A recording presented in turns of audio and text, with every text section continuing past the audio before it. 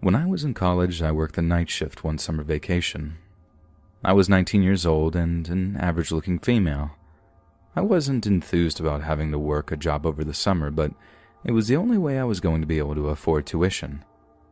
Working night shift was probably the weirdest experience of my life. It was at the McDonald's drive-thru. I still remember my first night on the job. This lady came in and was talking to someone while she was waiting for us to take her order. She sounded extremely upset, and she was screaming at the top of her lungs. It sounded like it was directed at someone in the back seat. I immediately assumed that perhaps she was abusing her children. I'm a psychology major, so I naturally pick up on stuff like that. She ordered 3 Big Macs and 3 large Cokes, and my intuition has been wrong. When she pulled up to pay for her meal, she was completely alone. I was honestly a little startled.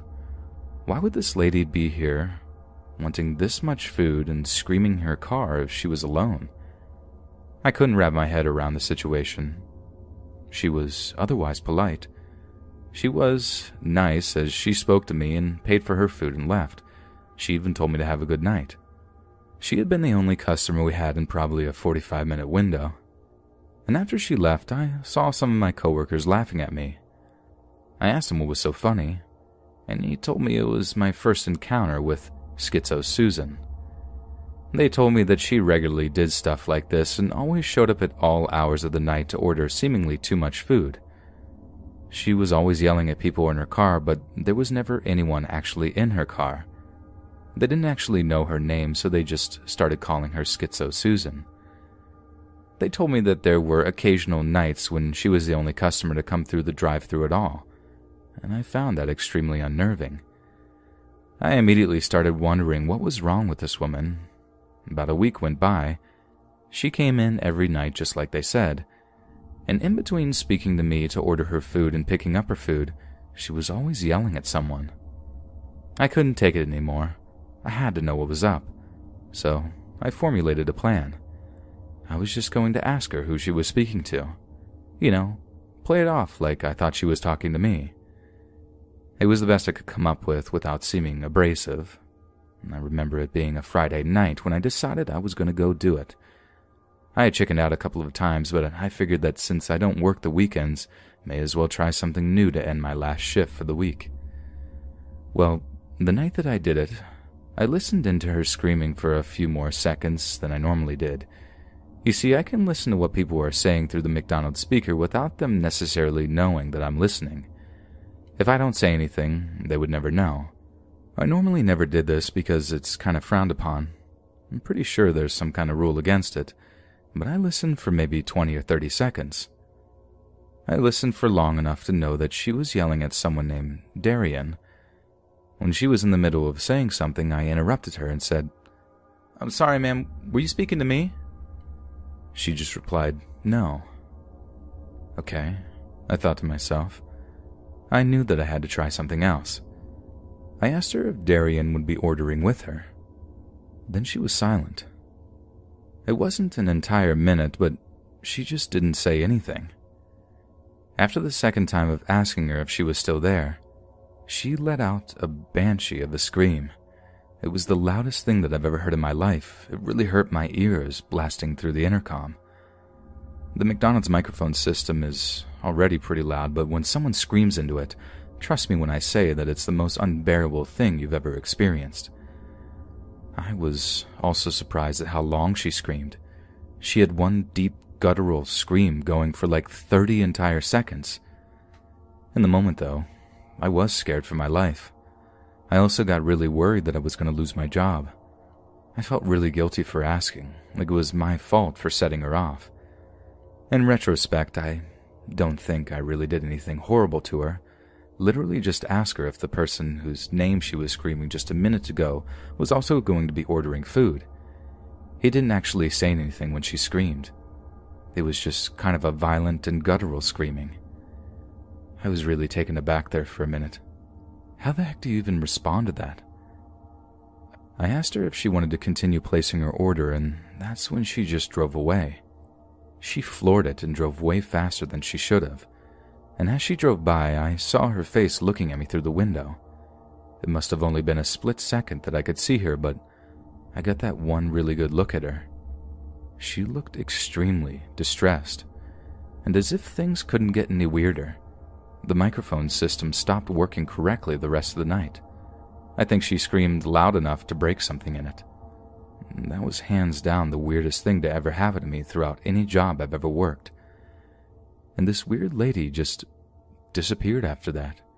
She stopped coming to McDonald's altogether.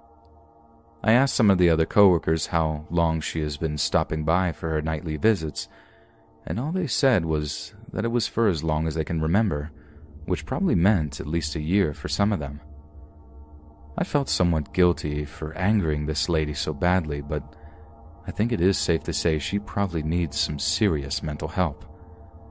I haven't worked at McDonald's in a long time, and I don't ever plan on working fast food again. I just hope that wherever that lady ended up, she got the help that she so desperately needed.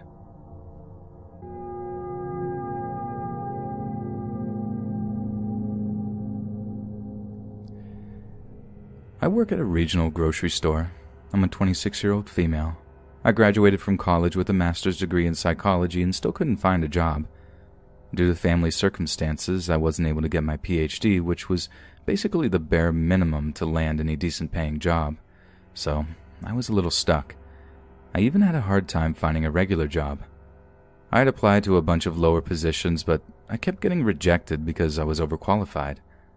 Over and over again, people told me that I would get too bored on the job, and so they wouldn't hire me. This made me livid. After a certain point, my student loan payments were due and I really needed the money. I had to ask my cousin's friend for a job. He was the manager at this regional grocery store. Literally the only position they had available was stocking shelves on Nightshift. I couldn't believe myself. I was so ashamed.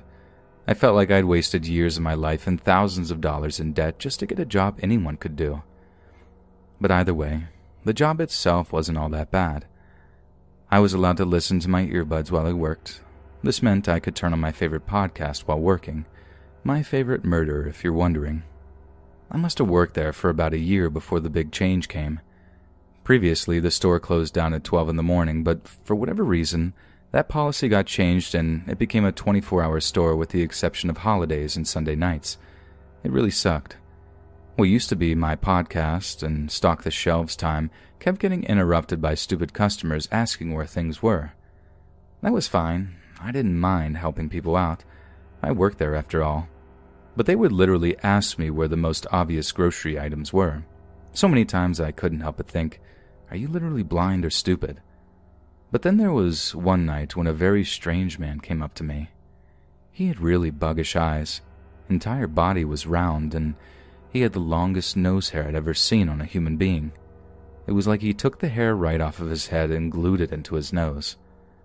I was down on my knees stocking the bottom shelves when he touched my hair.